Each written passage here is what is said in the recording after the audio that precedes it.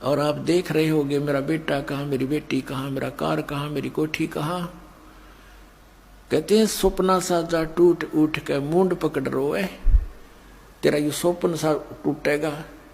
जैसे सपने में एक भगत कह रहा था, बोला जी मैं वैसे तो रिक्शा चलाता हूँ और कार की इच्छा रखता था, मेरे पास भी कार हो। एक दिन सर्दियों के दिन थे, गहरी नींद आ गई और मैंने सपने में जैसे मैं कार ले खरीद ली और बैठ के कार में और स्पीड तो चला रहा हूँ। आगे मैंने ब्रेक लाना चाहा, ब्रेक लगे नहीं तो गाड़ी टकरा गई, एकदम आँख खुली तो पैर देखा, रजाई पार कर गया, टूटी ही छोड़ थी रजाई, उसका मांग पार कर गया पैर मेरा, वो ब्रेक लग गया था, वह रजाई भी पाट गई। तो सुबह उठा तो देखा ना वो कार थी और वह रजाई और पाट ली लात मार मार के। तो कहने का भाव ये पुण्यात्माओं कि उस जब तुम्हारा यह शरीर छूटेगा तब तुम जागोगे, फिर तो उस रजाई में पांव फंसा पाओगा आपका। चारों तरफ यम के दूत खड़े होंगे और फिर देखोगे कहाँ मेरी बेटी, कहाँ मेरा बेटा, कहाँ कार मेरी कोठी। और फिर देखो कितनी दुर्गति करता है आपकी। पहले तो तपस्या पर डाले जाओगे, एक स्थान ऐसा आता है वहां से अचानक यमदूतों के हाथों से भी जीव निकल जाता है। तपस्या पर डाला जाता है, वहां भून कर बुरा हाल करता है इसका, उसे गंध निकालता है सूक्ष्म शरीर से, फिर वापस भेज देता है। तब तक वो यम के दूत वही इंतजार करते हैं और वो सोचते हैं कि भगवान के पास गया है, वहां से वापस आएगा।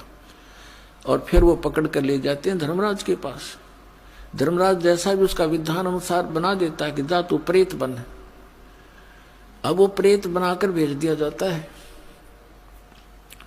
पहले ये 13वीं क्यों मनाया करते थे और 17वीं क्यों मनाते थे कि 13 दिन तक इस जीव का ये नहीं पता यूं कहाँ रहता है, उनको पता ही नहीं था।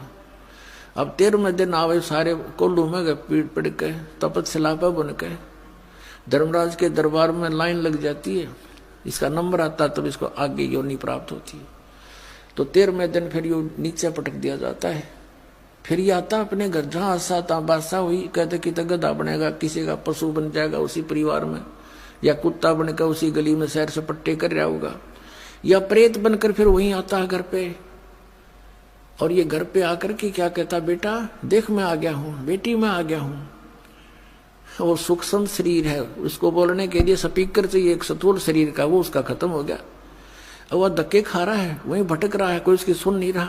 वो सोचता है देख कैसा परिवार है, मेरी एक बात नहीं मान रहा है। फिर काफी दिन के बाद उसको दूसरे भूत मिल रहे हैं, भगत तो भूत बन गया ही, अब को नहीं अपना ब्योते हैं। तो ये ऐसे भी दुखी करता है, हर तरह से परेशान किया जाता है। तो जो प्रसंग चल रहा है उसी पर आते। अब कहने का भाव यह है पुण्यात्माओं कि इस परमात्मा की सतभक्ति करने से आपने ना भूत बनना, ना 13वीं की जरूरत, ना 17वीं की आवश्यकता, ना फिर पिंड भरवाने।